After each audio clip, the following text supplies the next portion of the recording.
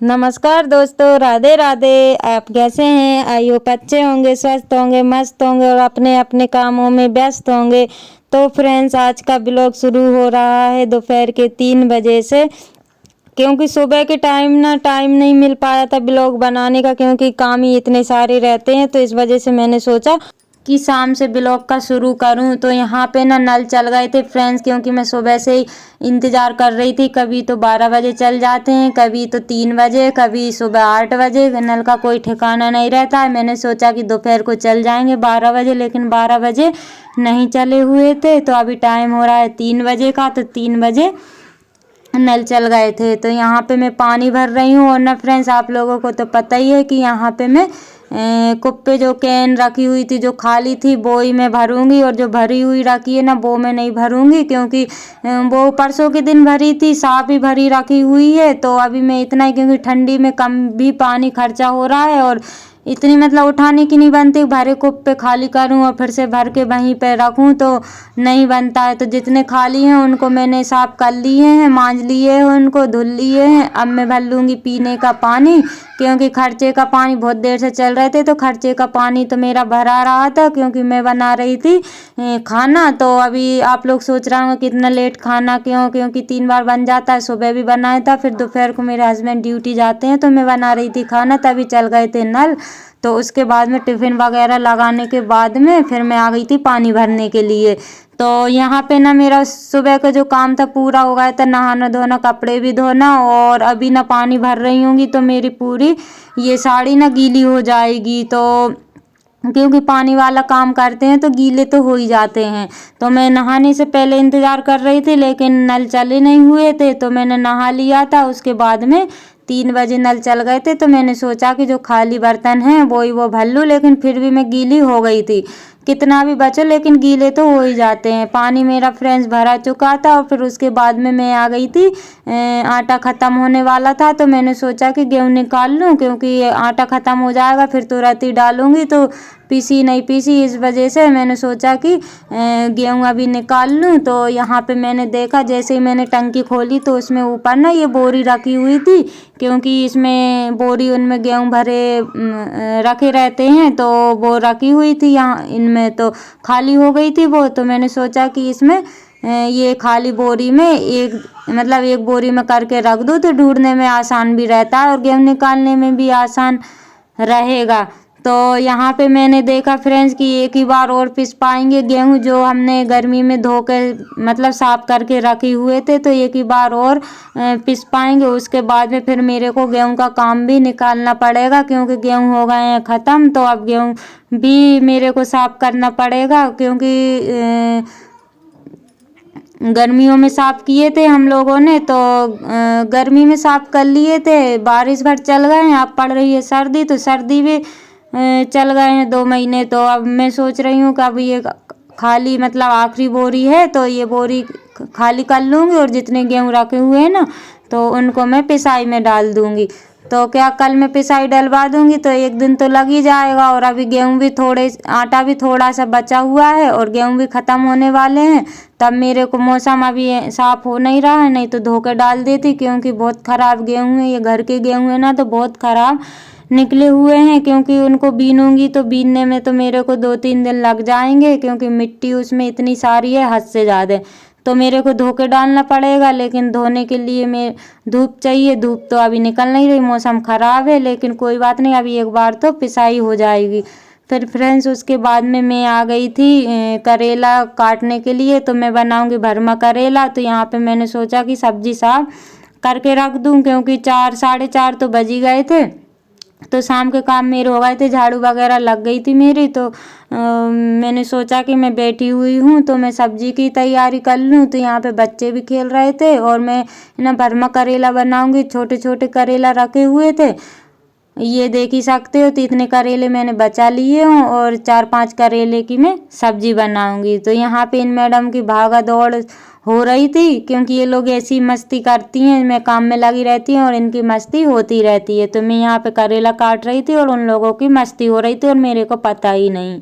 आपने अभी जो टमाटर देखा हुआ है काला काला हो रहा था, लेकिन वो अच्छा टमाटर है, ये देख सकते हो खराब नहीं है। तो मैंने सब्जी में लहसुन प्याज 2 हरी मिर्ची ली थी और मूंगफली का दाना, ये इन सब का पेस्ट बना लिया था और टमाटर भी थे।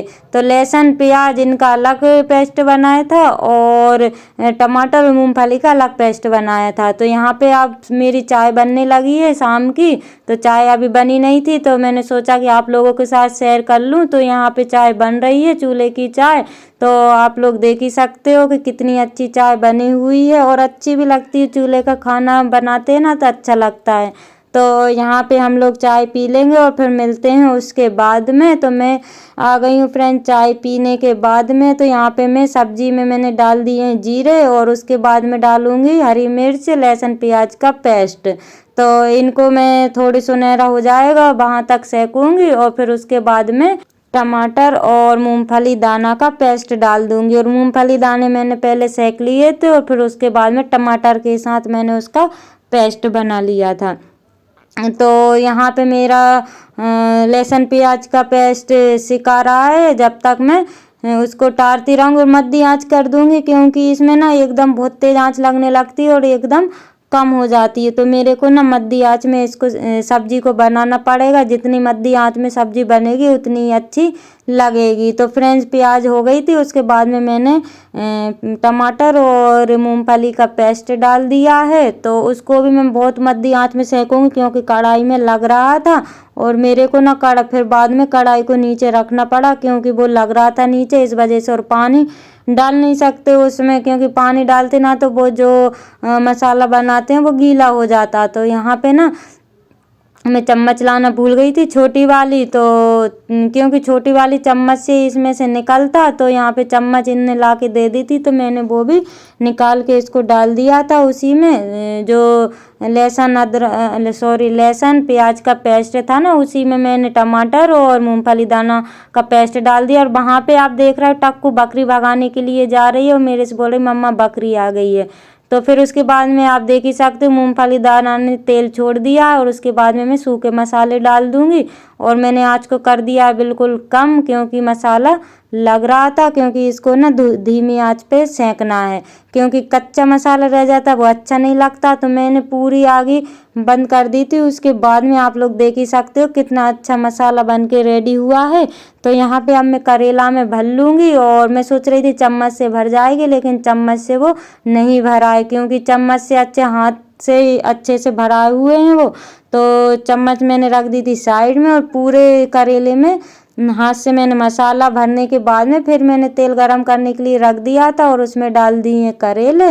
और जो आप देख रहे हो ना, जो करेले छील के रखा था और अंदर के जो बीज निकले हुए हैं, तो वो भी मैं बाद में इसी में डालूंगी। पहले मैं करेले को सेक लूँ, फिर उसके बाद में इसी में मैं मिक्स कर दूंगी। और इसका मसाला भी बच गया था तो वो सुबह काम आ जाएगा, क्योंकि मसाला ख़राब नहीं होता है। तो यहाँ पे आप लोग देख ही सकते हो कि मैंने वो भी डाल दिया, क्योंकि ये जो करेले हैं ना भरमा करेले, ये अलग हो जाएंगे और वो अलग ही मतलब सिका जाएगा।